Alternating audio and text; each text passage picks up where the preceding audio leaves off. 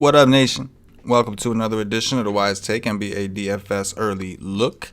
CK013 here. You can find me on Twitter at CK_013. And I, of course, am from the WiseTake Nation, which you can find on all the social media platforms listed above or directly at WiseTake.com. If you're looking to take a DFS game to the next level, we are a premium DFS content provider, as well as a DFS community designed to make your better DFS player. Go check us out.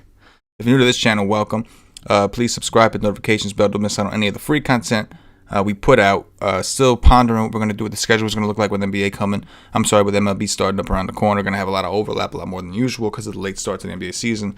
But I'm excited about it personally. So don't miss out. Still haven't worked out the schedule. Either way, you know what the schedule is at WiseTake. We'll be doing the Wise stream earlier in the day with myself. Paulie will still be manning NBA with me prior to NBA Lock, just because it's more crucial that we have the late news stuff on over there on NBA coverage. But it's going to be exciting, very exciting time. Going to be a lot of sweat and action. I'm sure FanDuel and DraftKings are excited to see, hopefully filling multiple contests in multiple sports. It's going to be a really good time for sports in general. March Madness is in its midst right now too, so really awesome time for sports. And don't miss out, man. Be a part of it. Let's go. Do a lot of free shit here. Let's get it.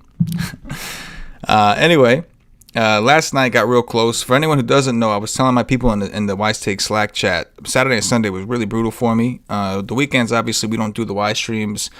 And Sunday is theoretically one of my days off. So Sunday, we do the projections and cheat sheets only for NBA. We don't do articles or shows or anything like that.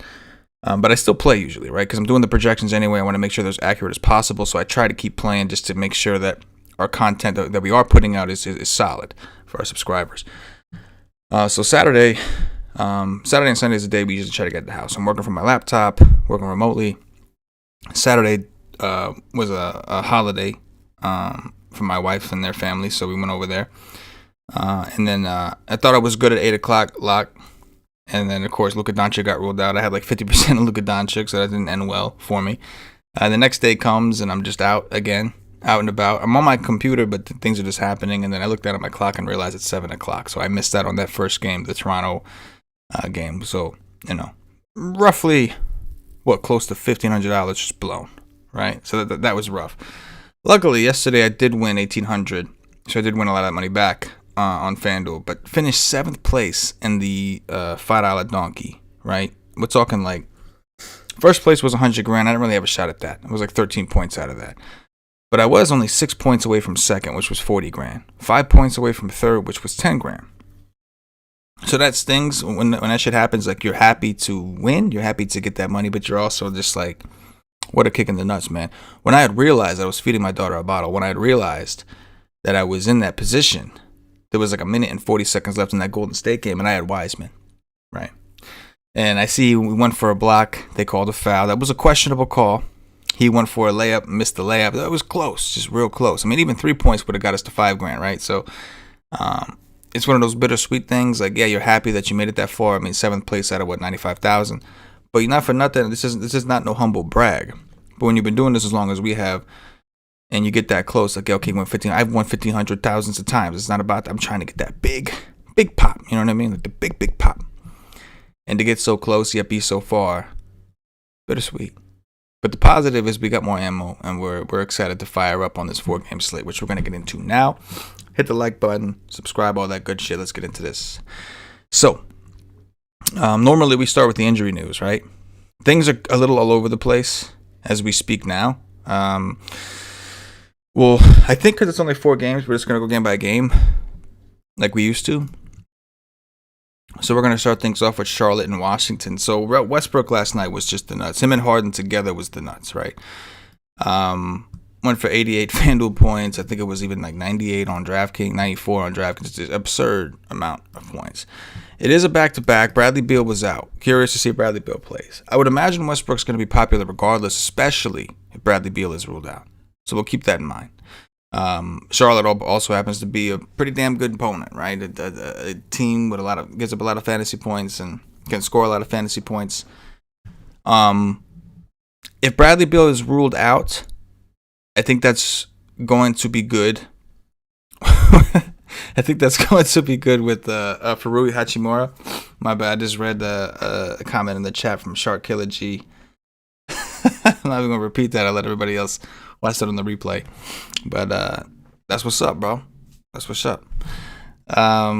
So yeah, Hachimura is dependent on me for. I'm not saying you can't play Hachimura if Beal is in, but the numbers do show that he gets a significant usage increase when Beal's out. So we'll kind of have to wait and see on that one.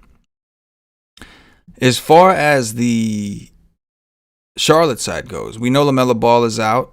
Terry Rozier has been playing monster minutes, 36, most recently 44. I'm definitely interested in Terry Rozier because they're the ones getting like the massive pace boost, right? I mean, both these teams can play fast at times and yada, yada, yada, but massive pace boost here for the Charlotte side. Any team against Washington, we're interested. It does look like Malik Monk is probable to make a return after missing the game against Phoenix.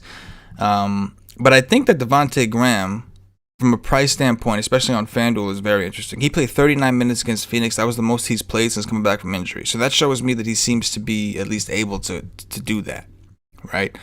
Now, with Malik Monk back, maybe they don't have to play him that much, but I would still think he gets somewhere around 30 minutes or so.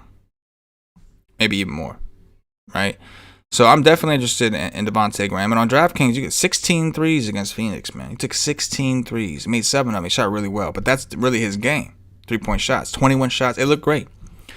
So I'm definitely interested in Devontae Graham. PJ Washington's very interesting. We prefer Zeller to be out because that means Washington's going to get more center minutes. But 44 minutes for him as well. And I realize it's like, overtimes, whatever. It's just the point is they're playing big minutes. And that's what you want to see. Big minutes is opportunity. Right, so that's what we're looking to see. Daniel Gafford on Washington didn't play much, but he's balled out now in very limited minutes in a couple games. I'm just gonna point that out. He's a game time decision today. He might not even play, but I'm just gonna point that out. As far as these other guys on this game, just not really like terribly interested in these guys, right? Malik Monk is 4.9 on DraftKings. I like him better over there. He's like 6K or some shit like that on FanDuel. He's more expensive than Graham on FanDuel. 6.5. Shit. Which is still fine, but I prefer him on DraftKings at 4,900. That's just all I'm saying. But this game, it is the first game. It should have the highest ownership, and it's on an island, 7 o'clock, and then the next game's on until 9 o'clock. So it's kind of on an island. But I feel like there's going to be something here. Right? And at the very least, going into this, what you know about the game is it's going to be popular. Mainly because people aren't going to have all the news they want to feel comfortable with these later games. It's the first game, and everybody loves Washington games, including myself. But maybe the plan is to be patient and kind of wait out for these other games with late swap. Philly and Denver is next, the only 9 o'clock game. Jokic, yeah, one of the top studs on the slate. That's like a given, no doubt. Toby's been playing well, playing big minutes. He's been relied upon for a lot of scoring. The price is up there. Simmons, man. We've all been kind of just waiting and expecting Simmons to have these big games, and it's really haven't really come. It's been a little disappointing, I'll admit. And now the Denver side has gotten a little crowded. We've got Aaron Gordon there. Obviously, Michael Porter Jr. is still playing. You got Paul Millsap coming off the bench. They're real crowded. And Philly is a pretty decent defensive team. I think the only Denver player that I'm like super interested in right now is probably Jokic. Now, listen, Jamal Murray's price is not bad for the upside, but I do think he's going to be matched up with Simmons a decent amount. And Simmons is an elite defender. He's a big fucking guy. So I have some concerns. I think Will Barton could be interesting. He's fairly cheap on both sides. He kind of just, against Atlanta, it looked like he was going to put up big numbers, and he kind of just stopped. But I do think Will Barton, from a matchup perspective, maybe he draws like a Seth Curry or something like that. And I think that could be good for him. Dwight Howard's interesting. He's another one, since Embiid's gone down, that hasn't really gotten the run that I think people are expecting him to get. And they don't even have Tony Bradley anymore. I mean, these guys are electing to start Mike Scott and just go smaller. Now, Mike Scott is playing a lot of minutes. You can see here he's playing a lot of minutes. So he's probably one of the more interesting value plays on the slate, assuming they continue to go this route. I know Howard got ejected in 2 of the games and all this shit and but so maybe things change today. Maybe his ownership drops today. And you can see even Mike Scott, even with 29 minutes against the Clippers, his floor is extremely low, right?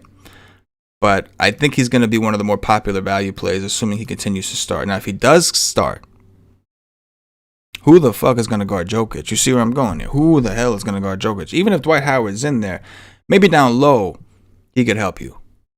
But Dwight Howard is not covering Jokic on the perimeter. Right? So, again, phenomenal spot for Mr. Jokic.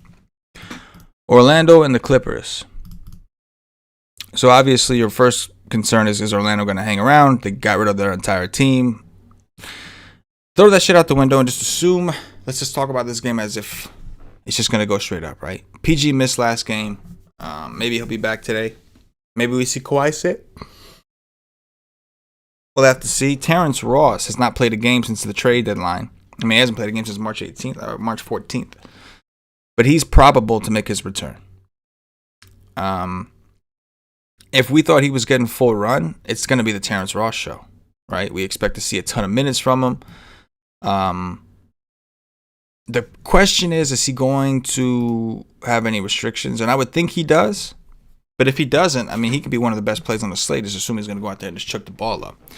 I do think him coming back is going to hurt guys like Dwayne Bacon a little bit. Not that I don't think he could still play him, but the price is elevated now and the situation is a little bit different. Wendell Carter was playing off the bench. We'll see if they want to raise his roll up or not. He got 20 minutes off the bench. Chuma Okeke, one of the young guys, is still playing good minutes. Again, on the 26, you could see he played 37 minutes, only got 29 against the Lakers, but you can see that he is getting minutes. Michael Carter-Williams, I know he's burned a lot of people, including myself. So against the Lakers, that was the day that I think I missed the first game, right? That was the day I missed Toronto. So I went really heavy on Michael Carter-Williams because I initially planned to go heavy on all the other guys in that first game. It didn't work out, so I went heavy on Michael Carter-Williams, and that was just the cherry on top because he got hurt at 13 minutes into the game and didn't come back. But apparently he's going to be available. Against Portland, the reason we liked him that day is because against Portland, his usage rate was massive. Even though the results weren't really there, the usage rate was massive. Now, Terrence Ross coming back can interfere with that. But they're still looking for someone to kind of fill that void. Otto Porter got 24 minutes against the Lakers. That was pretty promising. Didn't do a whole ton with it, but we know what his upside is. And then James Ennis, he seems kind of like, man, we were only playing him because there was nobody else. But now it just kind of seems like that. Mo Bamba is not getting the minutes that we all had hoped, but he doesn't necessarily need it. It's 17 minutes against the Lakers, went for 30 DraftKings points. Kem Birch is getting the minutes. Didn't do a whole ton with him against the Lakers, but he did ball out against Portland. And on FanDuel, they moved him back to power forward, which is pretty cool. So Orlando's kind of interesting. The problem is they're still, even if we have the news, we still aren't totally sure what they're going to do. We don't know, like, is Wendell Carter, is he eventually, they got him for a reason? Is the plan to eventually start him and make him the guy or one of the guys? What are they going to do with Terrence Ross? How does he tie into all this? Michael Carter-Williams, is his knee good enough to play? So there's still Otto Porter. Is your plan to see what he's got? Is he just a rental for the year just to kind of fill a team? Or do you really want to see what he has to decide if you want to keep him? And I don't know. A lot of variables here. But the Orlando Magic are definitely a team of interest. Because I think if we could figure that out, that'll be a big fucking help on the slate. And if there was a day for them to keep it close, it could be this one where the Clippers are on a back-to-back. And we'll see if they rest anyone. Paul George did miss yesterday. Maybe he misses again. Or maybe this time Kawhi misses. I don't know. But I think the ownership in these games are going to be low, even on a 4-game slate, because people don't want to wait around for this shit. We'll go over to Atlanta and Phoenix. I know we didn't talk much about the Clippers, but I think we need the news to be a little more sure on that one. Rajon Rondo is on the Clippers. I'm going to point that out there. But Patrick Beverly could also be coming back. I don't know.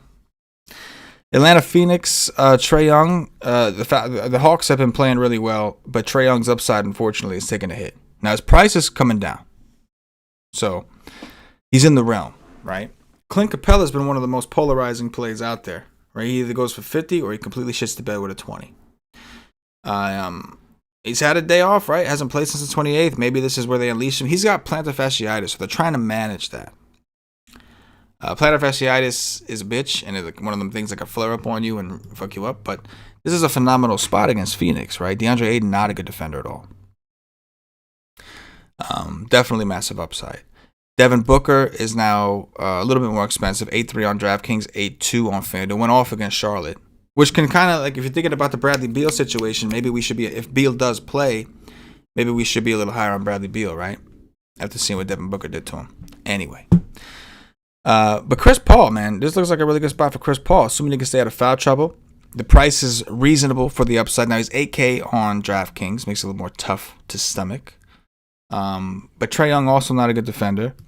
The Hawks in general not a good defensive team. So we could see Paul distribute and get his assist rates up. Aiden's okay. I think the Hawks are better against bigs with Capella down there. But Aiden's okay, right?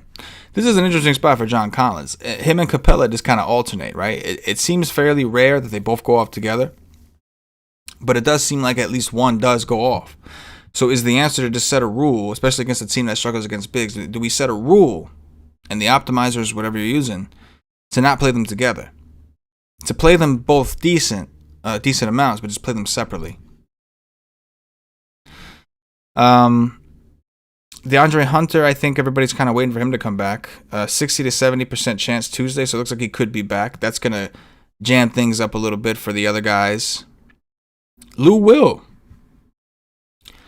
did not play against the Nuggets on Sunday. Maybe he makes his debut tonight. 4,800 for Lou Will, sweet Lou. Hard to know what kind of role he's got. It's getting a little crowded over there in Atlanta. He's not a young player by any means. Sarge's minutes have been down. Bogdanovich has been starting. If Hunter plays, I'm curious to see what happens. But even though he's been starting, his minutes have still been down. This is a tough slate. It's tough to make any definitive takes on. You know, I actually think Mikal Bridges is one of the better plays. And it's mainly because his minutes are fairly secure. As long as the game is competitive, his minutes are pretty damn secure. Now, his floor is lower than people feel comfortable with, but his average score relative to his price is not bad. Right? You can see on FanDuel, he's averaging 27 FanDuel points a game, and he's only 5'3", so he does a little bit better than his average gives you, and you're at the 6x. So very interesting slate. Again, I think we're going to see a lot of ownership in that first game. And I think the Orlando Magic figuring that situation out could be fruitful, could pay off dividends, but it's very tough to figure out. Even if you get the news of people playing and not playing, you don't know what the rotation is going to look like. They're in a point now where they obviously aren't trying to win per se. They're just trying to see guys play together. See how guys gel together. So it's definitely a tough one. Either way, expect massive ownership in that first game. But I do think you're going to need at least some pieces from it. If Beal's in, he could be the guy. I like the Charlotte side too. But I do think that we're going to need pieces from these last three games, or at least one or two of them. And those are the games you're going to get at lower ownership. I'll tell you right now. That's going to do it for us, Nation. Projections will be out shortly at WiseTake.com. Cheat sheets as well. My article will be out a little bit later. We'll be working on that throughout the day. And, of course, don't forget, check us out at WiseTake.com for our pre-lock live stream, which we do. We start at 45 minutes prior to lock, take you up to lock to make sure that we can update news as much as possible up until that point. You can get a day pass, $2.50 all it costs to try out the NBA content. Only thing you don't get with a day pass is the Slack chat. Slack chat is for monthly members or higher. But go check us out. If not, we'll be back at it tomorrow with another early look. For myself, the entire WiseTake Nation, as always, good luck.